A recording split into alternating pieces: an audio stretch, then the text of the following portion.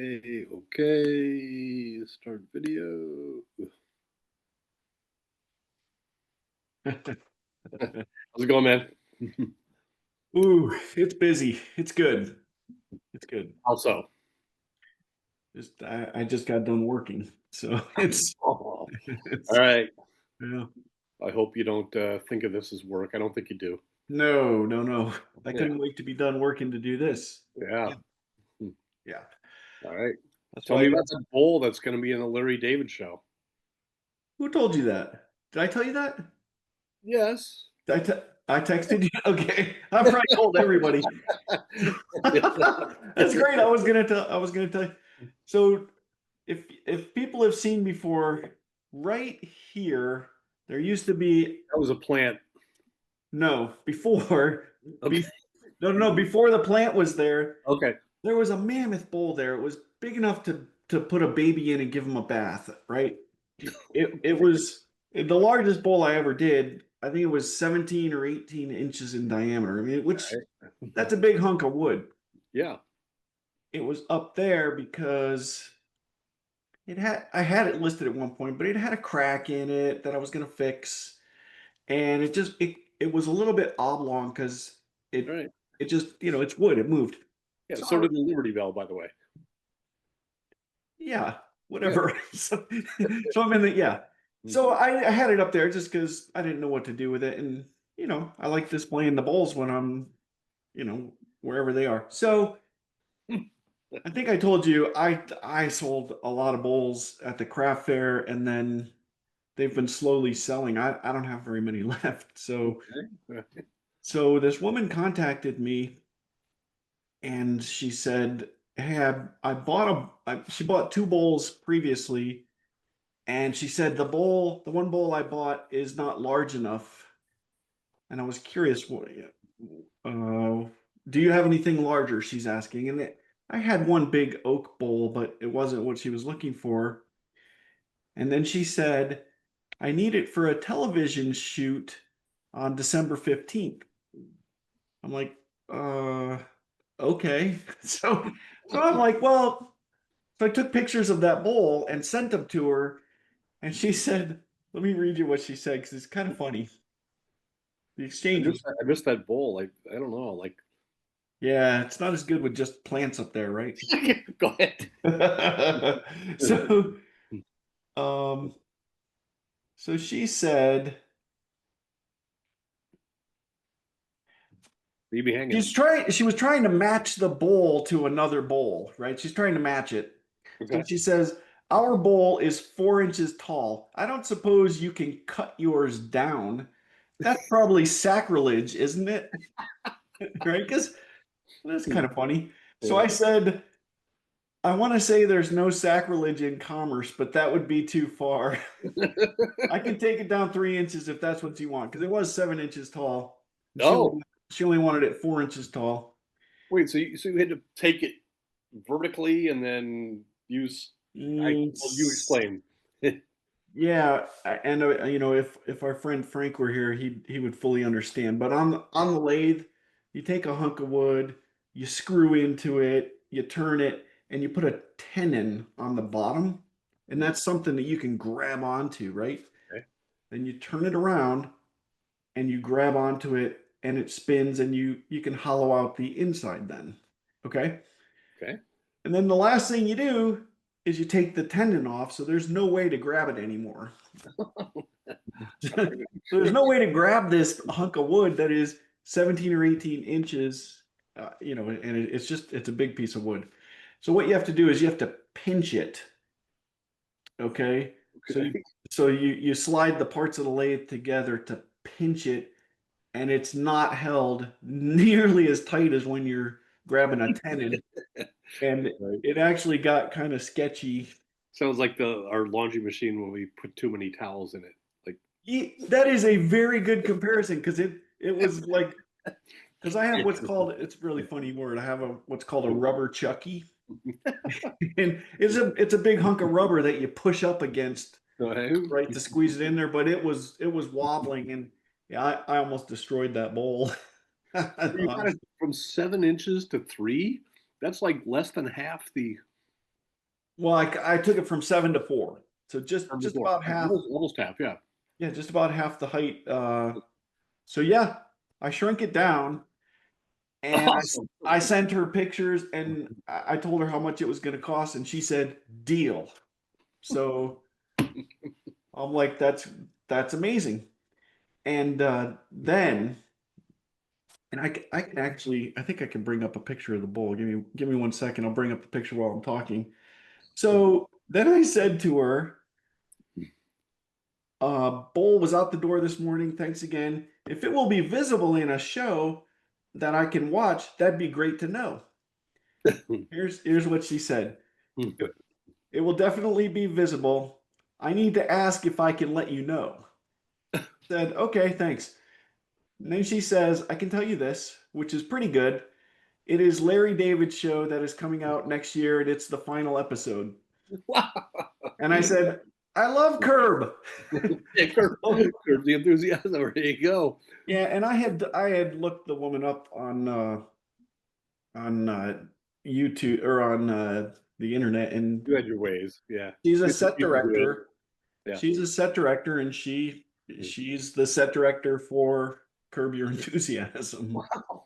That's funny because on my on a feed, I think it was my Facebook feed, came up about Larry David, and he, obviously the genius behind Seinfeld. He and Seinfeld 1A and whatever.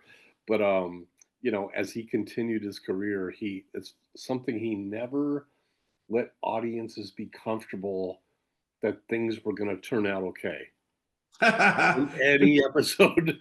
But I believe, that's not Larry David. So his producer there is, if she says it's going to be on the show, it's gonna be on the show. But yeah, I mean, no, okay. Here's what I can tell you. Let me get back yeah, to Zoom.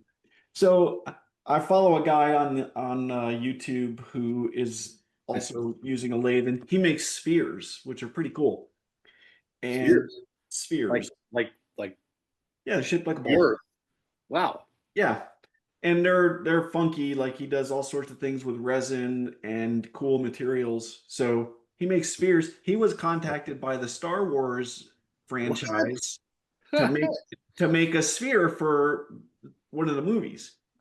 And he's thinking, and I'm sure this is going to happen to me. He's thinking, "Oh, this is cool. They're going to use one for a planet in a set or something, or it'll be something really cool." And then he showed the clip from Star Wars where his sphere was used. It's a shot from about 100 yards away. It's a little girl throwing his sphere as a ball to a dog, and it looks like any black ball you've ever seen. But it So was very spherical. yeah, so what I can imagine is this bowl is going to be on a table, the camera's going to go zoom, and that's But they chose your bowl. Like they wanted yours. Like that's what these people are, man. Their details are uh, super quick because um, I am excited right here to talk to Cool Hand Luke from Camp in the Woods, Keith Young. Uh, yeah, I have so much more. I cannot wait to talk with him, and I have some real questions that I need cleared up from him in terms of how he was at camp because yeah, he was a cool guy. In 2 minute warning, you're gonna bring him in 3 minutes. yeah. Um, my only other experience with that, I was working at the Bills, overseeing more than I should have been overseeing, including somehow overseeing the merchandise department, which was anyway. The owner's Christy Wilson came in, the owner's daughter, and anyway, I was overseeing that, and I had an assistant that I brought on, and we were selling um, sideline apparel. Like the NFL has everyone on any NFL sideline, coaches, play, all wearing the same thing from whatever. I think it was Reebok that year. Anyway, um, so he calls me up in a panic. It's a Friday afternoon, which is relevant. Late in the Yeah. Friday afternoon, he's like, "Don, I just got a call from Saturday Night Live, and they need overnight for us to send them the sideline jacket, and it has to be that. And like, whoa, whoa, whoa, whoa, hold on, Dan, what are you talking about? It was like, yeah, he goes, well, let's call him back because I don't know, it could be a prank call or whatever. I said, okay. So he we call him back, and they said, look, we'll pay whatever it is, we'll pay. We understand it's a Friday night, it has to be here by tomorrow because we have Right. to use it tomorrow night on Saturday night. And so they were like, it's a skit. What's it about? We said, what's it? Well, it's a Right. skit, and we're gonna have someone impersonating Marv Levy, and he's talking to an character who's O.J. Simpson. I'm like, oh my gosh, like Mm, this was only a couple of years after yeah. the acquittal, and I'm like, so, and they said, we promise it'll be done in good taste. We promise. From a Saturday Night Live resource. Yeah, with OJ, I'm like, holy cow. I said, look, we can't give it to you, but I cannot prevent you from buying it. If you want to buy it, you've got the Right. resources, you're going to pay the shipping, we'll sell it to you. Right. Okay? Like that's so we did it. We had it sent. So this is something you had in stock that you could sell? Yeah, yeah, it was Okay. the stuff that was being used on the sideline by the coaches Yeah. and everything. And so, sure enough, so we sold it to him, and I never said another word. Like Dan and I talked about it. So the next night, Saturday, we're both watching. We're curious.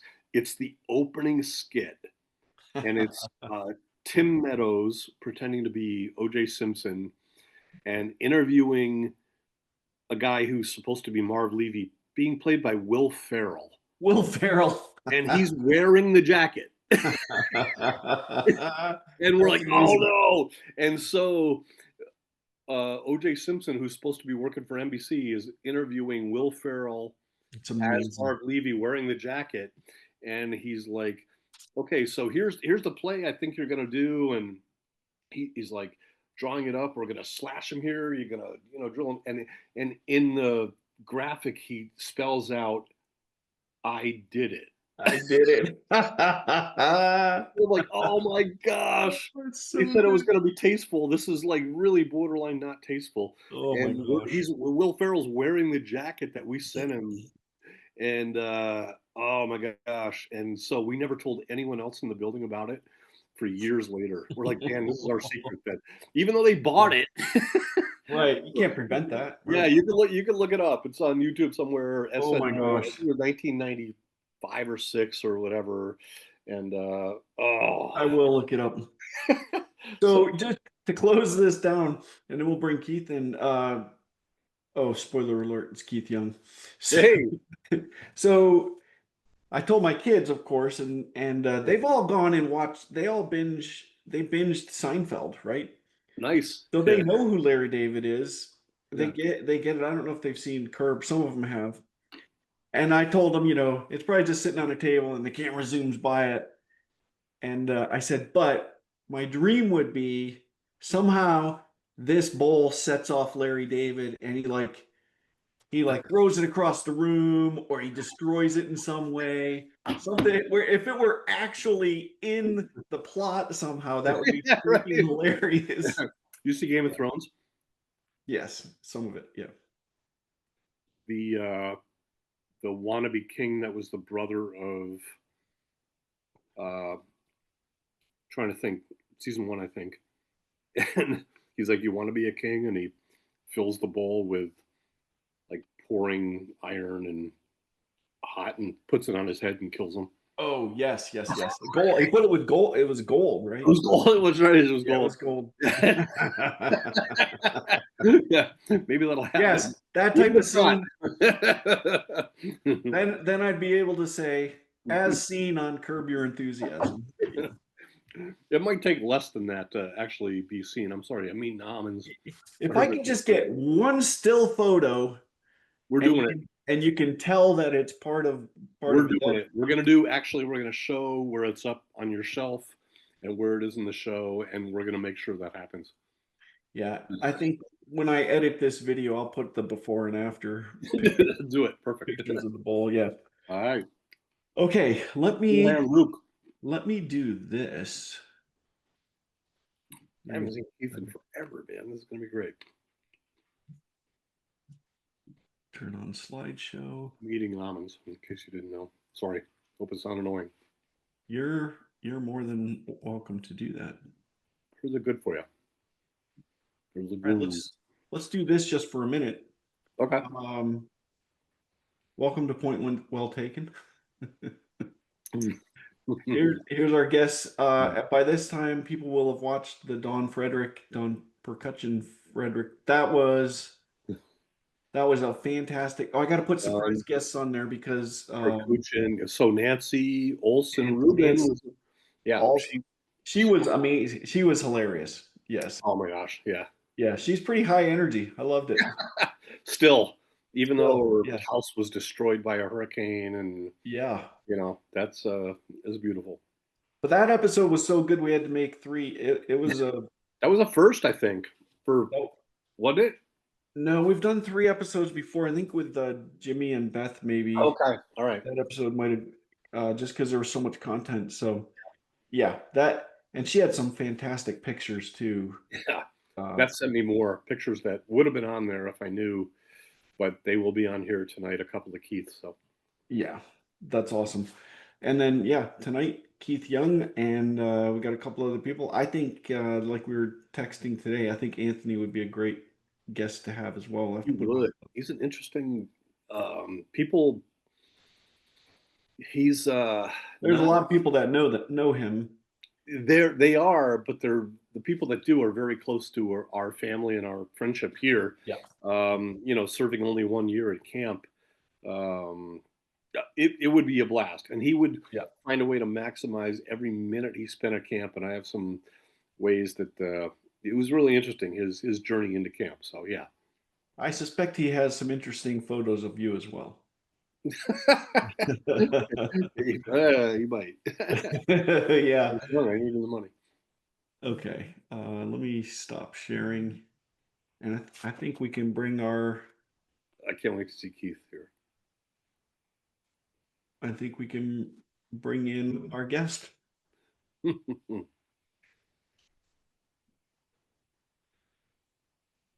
right. Keith Young. I see his name. I see he's off mute. Got turn I my see a camera shirt. on. Let me. Your Yeah. camera's on, maybe facing backwards, I or see a celestial light, kind of a solar system. Bear Maybe. with me. Dramatic very dramatic. entrance. It looks like Pink Floyd's Dark Side of the Moon album. You agree, Tom? It definitely looks like a sunrise and then a moon over there, right? That's like that's I like pretty it. cool. Yep. I see movement. I see shadows. This is a mysterious entrance. Well, you're right. It's backwards. Ah, So so that light shining back on you is. Is this an iPhone no, this is my laptop. laptop with the camera going backward? That's it. I didn't know Look that. at there. Yeah. No worries, Keith. We can, This will be edited out. No big deal. or will it? Hold on. Or it might not be. This is so cool. Don't say anything interesting. This is psychedelic. What do you see now? Same scene. It's the same. Nothing Yep. changed. Um, Still, it's the same. it looks like yep. It's all right. I'm not going to say anything interesting, Hold on. which is a segue into maybe some conversations that Keith and I might have had. Like, I won't say anything interesting now because We don't want to lose that on the cutting room floor. yep, we're so close. The suspense. I love the build up. So your laptop has a camera on both sides? Hold on. Oh, something changed. Yeah, I think that blocks. I'm blocking the camera now. Okay. Yeah, you have a slider that blocks it. Yes. Uh, Slider. It's all good. what kind of laptop? Lenovo. I can have some more elements. Um, give me 1 second. Yeah, no worries.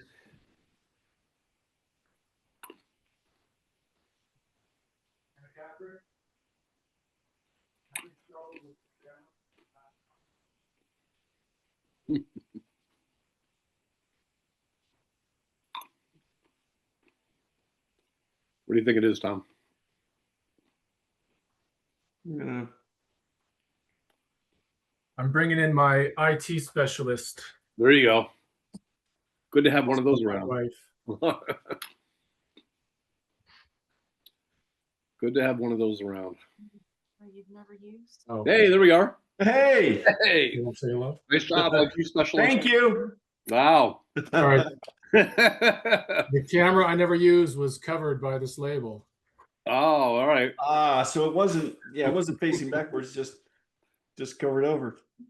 Keith, where are we calling you from? I'm in Charlotte, North Carolina. Is that what you asked? Charlotte. All right. Very nice. Okay.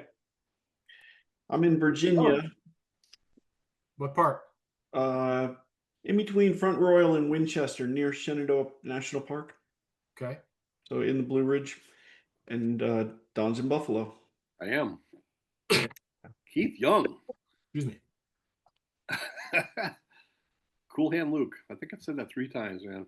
You were one of the coolest customers I ever remember coming through camp. So yeah, I mean Don, I'm going to start with you actually. How do you know Keith? Keith was okay. We're you can fact check me on this, Keith, but we were similar age, and he was on camp staff about the same time I was. I don't know if our years intersected, perfectly. I think I knew his family. I knew the Young family. You know, like a superstar band of brothers that came in, and but I didn't know Keith that well.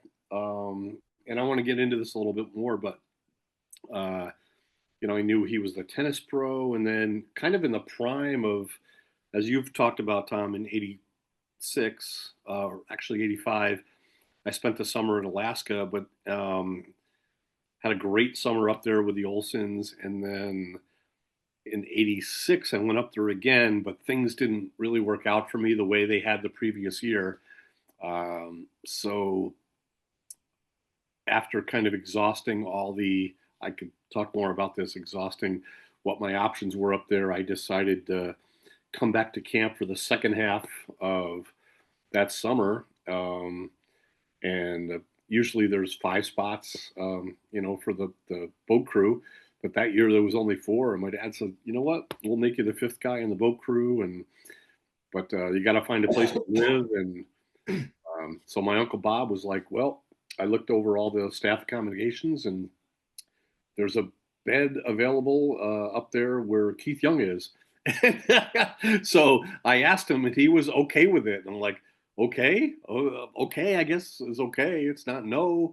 Like, I didn't know. Whatever extent, Keith was like, "Yeah, I'll come up there for the summer, be a tennis pro, as long as I have my own room." And then I just blew it up. And I was kind of a little nervous about it, but it worked out really, really good. So anyway, What year was that?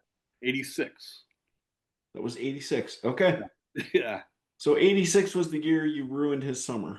I see. Well, we'll find out. Not too much. So, but yeah, we could. So let's start with some basics. Keith, have you ever seen what Don and I have been doing these interviews at all? I have seen some, yes. Did you watch the one with your brother? Maybe. I didn't. I watched the one with What? David Thompson. Okay. And I watched the one where he had the gallery. I think that was recent. Okay. Oh, you mean the end of season 2? Yeah. Okay, with a bunch of folks. Okay. But David Um, Thompson, okay, we're all over the place, but did you know the Thompson family from New Jersey, Keith? I did. They lived in Ridgewood, and we went to the same church, so we Okay. knew them well. Norm Okay. Thompson was the basketball coach at Ridgewood High School until they left Ridgewood. Okay. Okay. Yeah. And Tom, And Jennifer Thompson, by the way, lives in Charlotte. no way. Wow. Yeah. Yeah. That's his sister? David Thompson's Younger sister, yeah. Younger sister. Okay. Yeah. Okay. Tom, there's a much bigger connection here. He also was a hometown colleague or high school of Jim Olson. Yeah. Oh, also Ridgeway. Okay. Ridgewood, New Jersey. Jim Ridgewood, Olsen yeah. and Warner Strube was also Ridgewood and Grace Church. Oh. And he was a teacher, Okay. right? Yeah. Mr. Thompson, Mr. Strube were science teachers. Okay. Yeah. Ridgewood High School. So I'm just great. Totally to be funny, but you haven't watched your brother's episode here, right? You don't get along with your brother? Oh, That's the conclusion you should just jump to right now. Yeah. So sorry, Keith. So I imagine Peter was talking mostly about his memoir because he's written a memoir and 2 fiction books. Mm-hmm. Yes. And talking about the breakup of his marriage and the fallout of all of that. Mm-hmm. Yeah. So that is a story I lived through with him and I'm quite familiar with. So let's pause on that because I have some Tom, you want to talk about our text? I literally texted Tom. I'm like, the part about Peter's book, let's put that in the back part of the episode. Yeah. We'll save getting serious because I have some real questions about that too. Yeah, we won't be serious until a little later. Right. So you watched David Thompson, so you have an idea how we do. We have questions for Mrs. Purdy. Let's put these questions up on screen for you. We were just going through who's been on and who's coming up. This is the on the spot section. I'm just gonna flash them up here for a minute, then I'll put them off on my other screen. But I'll give you a minute to take a look at some of these questions, and then we'll have a chance to dig in here. And we're going to try and answer as many as we can for Mrs. Purdy. Apparently it's what makes her happiest, and that is what it's about. all right, well, I can get started if that's okay. Yeah, absolutely. Start with how you got there. How'd you get to camp? Obviously, the Youngs are a camp family, right? Yes. Yeah. So I started coming with my family as a child in the 70s. Okay. Along with other Grace Church families from Ridgewood. My oldest brother David was on the staff from 76 through 79. Okay. I attended the basketball clinic. Doing what? What did he do? What did David do? Well, his first summer, he was assistant to the cashier, who was Mr. Strube. Okay. The next 3 years, he was on Rex. You knew him from Ridgewood, like already? Yes. Yeah. Okay. The next 3 years, he was on rec staff, and his last year, he was director of rec staff. Yeah. Okay. From 79 to 81, I attended the basketball clinic along with my brothers Peter and Bruce. Okay. And that's when that was, I think, the first time I realized who at that point, little Donnie Purdy was. Okay. Let me ask one of the more difficult questions I'm going to ask tonight. Oh boy. Of your brothers, who's the best athlete? That's an excellent question. It's okay not to be modest. You don't need to be modest here, Keith. Just let it fly. If you're the number one, I want to hear it. I'm not. Gordon was was the best, and I'm speaking in past tense because we're all either pushing 60 or past it. Gordon was the best Let's go with all-round in your athlete. prime. In your prime. In your prime. In your Yeah, prime. in our primes, Yeah. Gordon was the best all-round athlete. Okay. Okay. He was a soccer goalie, played basketball, and was a pitcher in baseball. Yeah. Oh, he's well rounded then. Yeah. There's some range there. Yeah. Yeah, and he went to Yale. He played a little basketball and a little baseball. Yeah. Okay. And he played basketball with Tim so he's Bowman, also- who went to Virginia and played with Ralph Sampson. What? Oh, by the way, really? It was fun watching his high school games because they were very good. That would have been 1980, 81. Okay. Peter was far and away the best basketball player. Okay. He went to George Washington on a scholarship. Oh yeah. So well documented. So yeah, Peter, so in my own case, I enjoyed. I got an email from Peter today. I don't know. He sends out an email to the subscriber. Yeah, I just read it. And he says Christmas '85, my senior year in high school. We played Bloomfield High School. Mhm. Their star was 6'10", Allah Abdelnabi. Yeah. Oh yeah.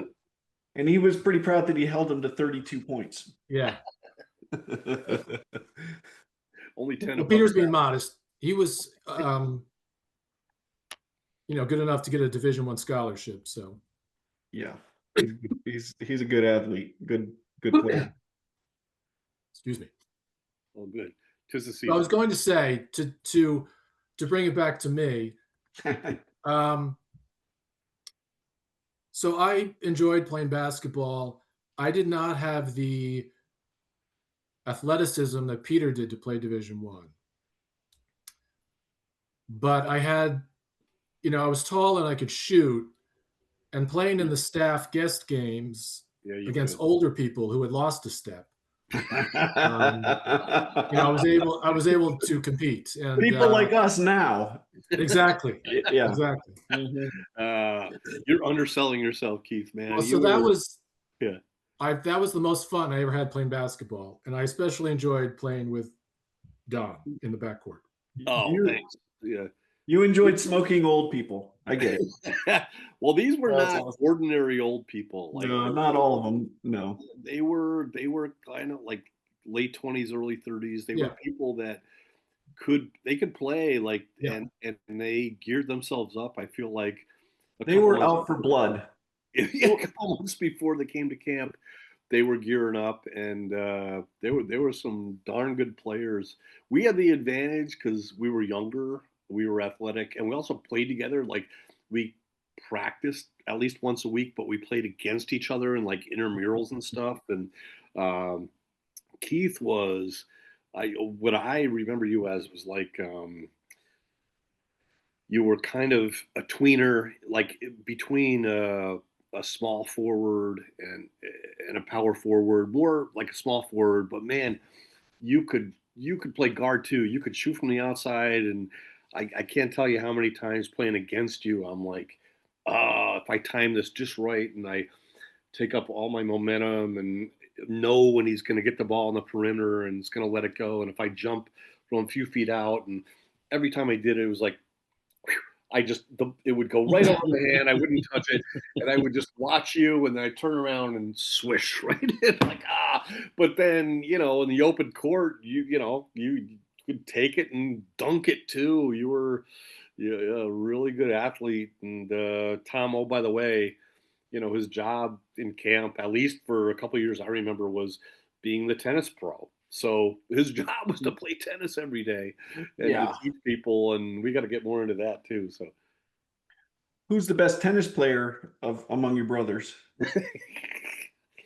Yeah, Bruce is good. Thanksgiving's over, right? Yeah. Bruce is good. The middle child. Yeah. Okay. Bruce is good. That's it. But you're leaving more to interpretation. Yeah. Well, there's a but there, maybe.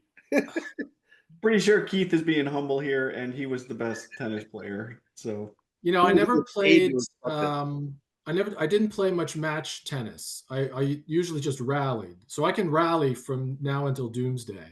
Yeah. But I don't have a lot of experience, you know, constructing a point and winning points. Okay. But it was your job at camp. It Was was my at least job at camp to coach to teach it, to right? teach it, and I knew the basics. I was comfortable teaching children just starting out, but anything beyond that, I was a little uncomfortable with because my tennis knowledge was really quite limited, to be frank. Oh, And you prefer singles or doubles? I like singles. I like to move around. I, yeah. I don't know if you knew this, Don, but I played on the tennis team in high school, I did not know that. and I was on the number one doubles team because I loved being aggressive at the net. Oh, And just like you're not getting it by me, and you're probably not going to get it to my partner either because I'm going to cover that whole freaking net. It's mine, right? yeah. That's I love doing it. I played foosball against you enough to know that if I was taking the ball, we were playing one on one, and I had it in the back, like you were going to jump up there in the front, and if I were going to, power something, you were ready to be there and smack it back into the goal. So that's how you rolled there. Well, you make up for lack of talent with hustle. Yeah. But Keith, it's funny because you spent all those days coaching and teaching tennis, and I had a memory of Tom and I, and we somehow ended up teaching people how to water ski on boat crew. And Tapawingo was easy because the counselors helped them, but Yeah. our responsibility uh, was to go to the front dock at 2 o'clock and have all these guests come up, and we bring the boat around and give them 3 tries to get up. And if they got up, finally, after 1, 2, or 3 try, or around, kind of a mile or so. But it was, the people that got there early, they were ready and eager, but sometimes they didn't get up. And if, every person that took 1 try, 2 tries, it, just built up time to bring the boat around and get them ready to go again. And all of a sudden you look at the dock, and, it went from 3 people deep to like 12 people deep, and they were all like knee deep in water because there were so many people at the end of the dock waiting to get on. They were all anxious to go. But we would look at some people and be like, really? Like, I don't see this. I admire, you wanting to give it a shot, but so Keith, I can imagine there were people that came to play tennis, and no names here because no names at all, but you might have been like, you're here for a week on vacation, and you See might what want your toes. to spend your time doing something else that camp has to offer. The beach is nice. The beach is nice, yeah. Arts and crafts are good. Well, the people who are willing to pay to take a lesson generally were decent players. Yeah. Okay. And committed enough to the game. And plus, we had the point courts as well as the pro courts. So That's I right. always felt like the more casual tennis player could always go to the point courts. That's right. Okay. I forgot about that. Yeah.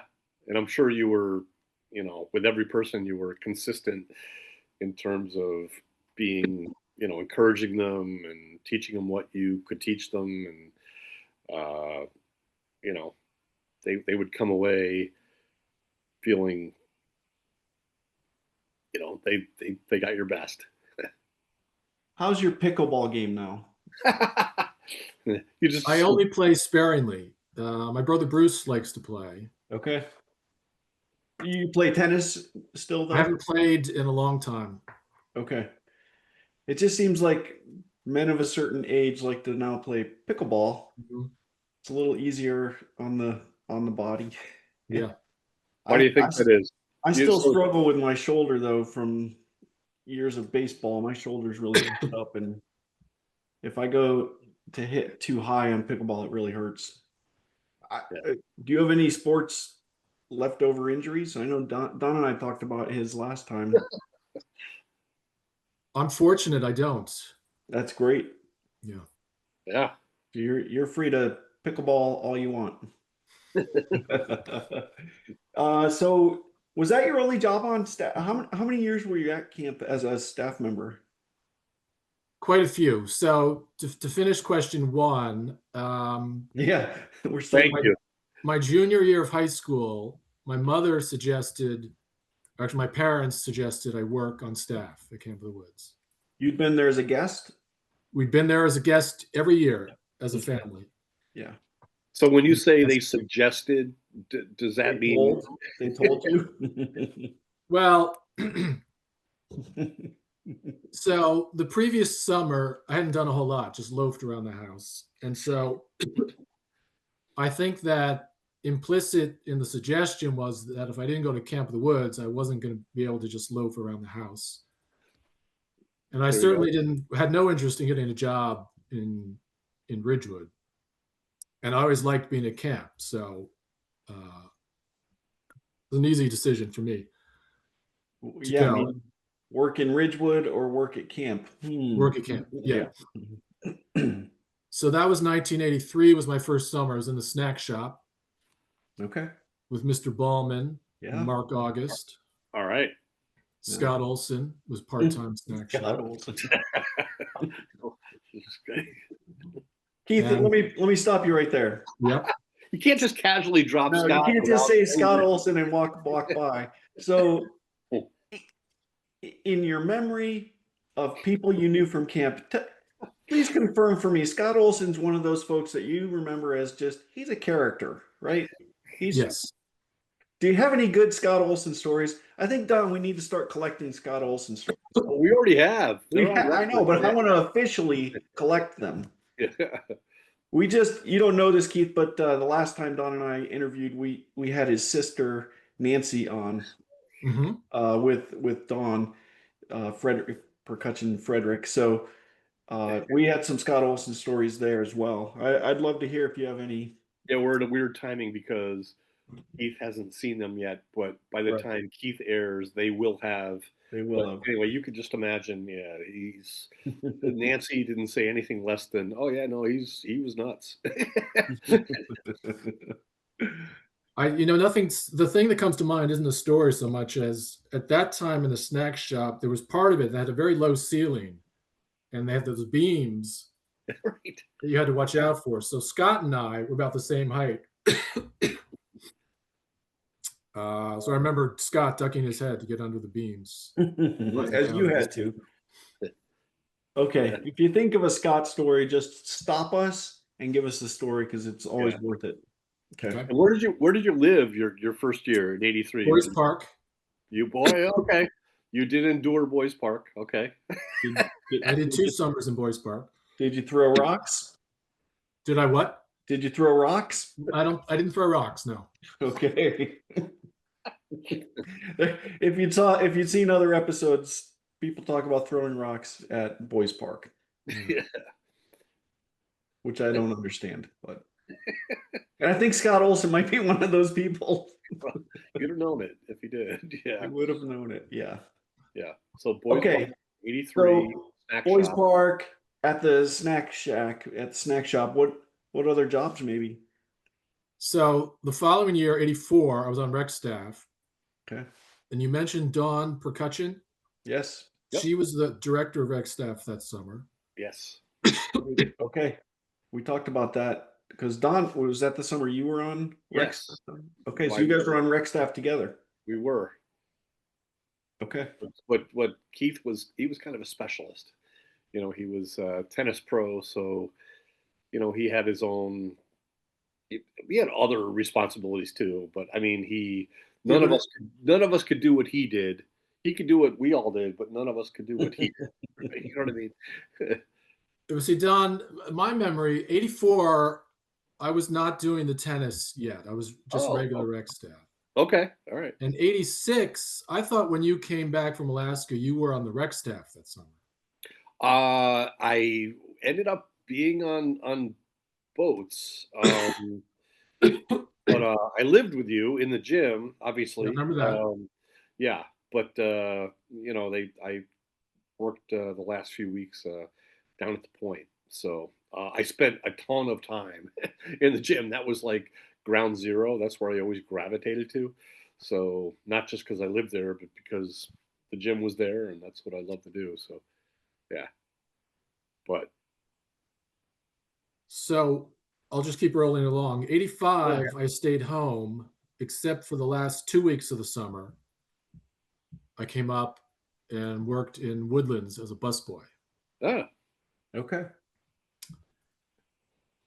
And so in 86, I returned. So the story behind asking for my own room, you did I ask for had, your own room. You're getting I love this. I love this. Yep. in 85, I was put in one of the Fieldhouse cabins with Matt Brayton, Jerry Judd, and somebody else. Okay. And they'd been together all summer and they enjoyed one another's company and liked to talk. And I was more introverted and kind of wanted peace and quiet in my own space. So I I'll be was with peace. I'll be quiet. them for 1 week, and then the next week, if you remember that little I'm going to call it a cottage across from the gatehouse. I don't remember that. Yeah. Oh Don, yeah. do you Yeah. remember Yeah. that? Well, right. The gatehouse. There was a two-person. Yes. Oh, yeah. I think Punk lived there later years. Yeah. Yeah. Jimmy might Okay. have. Yeah. Yeah. So then my sophomore year of college, my freshman year of college, I was put in a room for two, and they had three of us in there because it was a large class. My sophomore year, I had a single, which I loved. So when I applied to come back in 86, I requested something other than the usual setup in terms of Yeah. housing. And I hadn't even thought of that room above the field house, but I was delighted that they put me there. And I had no problem with Don joining me. I hardly saw you that summer Right. because you were hardly in the room. Yeah. Like the perfect roommate. Which I think somehow by default I knew that. Should I go back to the room or do something else? I'll go there to sleep, but I had the sense that Keith uh, preferred basically because it was halfway through a summer and I never realized he requested that. Now I'm even more. It's funny, like it confirms my thoughts about what you had been looking for there. So when I was nervous about coming in and being like, they'll put you with Keith, like, well, it's probably not what he was looking for. So, but we'll get into maybe how it worked out really good for me at least. Yeah, Love you it. brought out some good things in me that I hadn't planned on, Keith. So I don't want to get you or myself in trouble, but Go ahead. Why? What are you? Let's do it. 86, you, I'm going to try and put this diplomatically, had certain nocturnal activities that kept you out of the room, I was a night owl. usually past the point I was asleep. Okay. Yeah, I was a bit of a night owl, and yeah, I was ready to just kind of stay out there. Sure, fine. Yeah. That's amazing. Again, perfect roommate. As long as he didn't wake you up when he came back in. I tried not to. No, I was. I'll segue into something else. So I'm not a morning person, and so I used to sleep through breakfast sometimes. But lunch was so late for the staff because we ate after the guests that if I skipped breakfast, I couldn't make it to lunch without eating something. Mhm. So I usually ended up in the snack shop either paying for or getting a free sticky bun from Mr. Ballman. Nice. But if I did that, then I wasn't very hungry for lunch. And then I'm snacking again in the afternoon. And Bad cycle. yes. So I said, I got to get up for breakfast. So I started doing that. And then you're out and about all day in the sun and exercising and whatnot. So I would go to bed shortly after 11 and sleep pretty well. So, Oh man, to have that metabolism again, yeah. that was just, you could eat anything you wanted Yeah. late at night and Yeah. still just. People used to complain about the food at the dining hall, but I kind of liked it because I didn't eat fresh fruits or vegetables anyway. Carbs was all I ate anyway. So, and to me, it was healthier eating 3 square meals, as opposed to snacking throughout the day. Yeah. And then again, just being active. Very active. You were the tennis Very player. active. Yeah. Yeah. And then all the basketball we played and Yeah. everything else, like, yeah. Yeah, that's high calories in your job. So was 86 your last year? No, I came back in 86. So 86, I started on rec staff, and the tennis pro had to go home because of an illness in her family, I believe. Okay. And we had a rec staff meeting. Alan Hodge was the director. Okay. Yep. He said the tennis pro had to go home. Is anybody willing to man the tennis courts? Nobody had any interest other than me. And I jumped at it because Tips.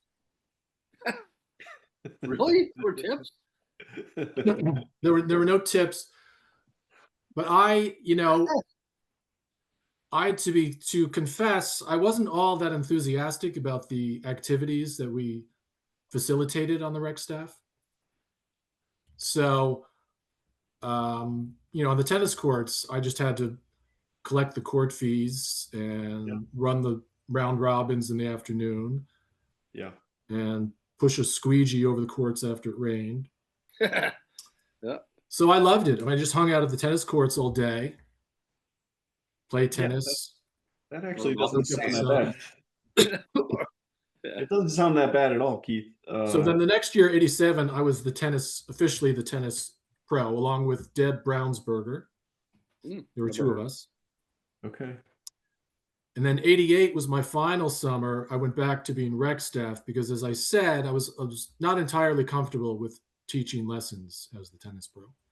I'm sure you got really good at it, but you were also a great athlete. So when you were kind of at the peak of, tennis, 86, 87, did you like to play recreationally, like in your off time, or were you like, oh, I've had enough tennis, I want to do something else? And if you did, was there somebody that was like a rival, somebody that if they came to the courts, you would be like, let's go, let's do this. I'll tell you who came to the courts and I played with more than anyone else.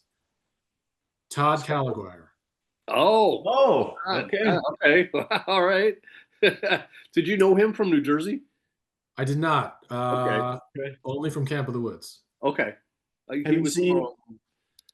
We have an interview with Jeff Callagher. Yeah. Yeah. Yeah. So Bruce and Jeff were my brother Bruce and Jeff were pretty close in age. They got to know each other.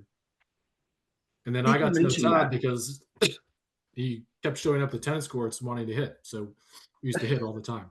Yeah. So it got competitive? Well, we never played points. We just hit. Yeah. Well, you kept back in your head. You both did. Yeah. I mean, you're competitive guys. You're like, right? Well, my last year on staff, I was on rec staff, and I was overseeing a 3-on-3 basketball tournament. Okay. Todd Calliguire was playing. I think his brother Mark was playing, and James Armstrong was playing, Right. and they were going at it pretty good. Mhm. And at one point, I'm kind of embarrassed to recall this because at one point I stopped them and I said, in so many words, I said, "Guys, this is 3-on-3 at Camp of the Woods. This is not the NBA. Relax." But they were just playing hard, and there's nothing wrong with it. Those words do not make sense to those men. No, it didn't. It did not. But I look back on it, and like there's nothing wrong with playing hard. Right. Yeah. No, Well,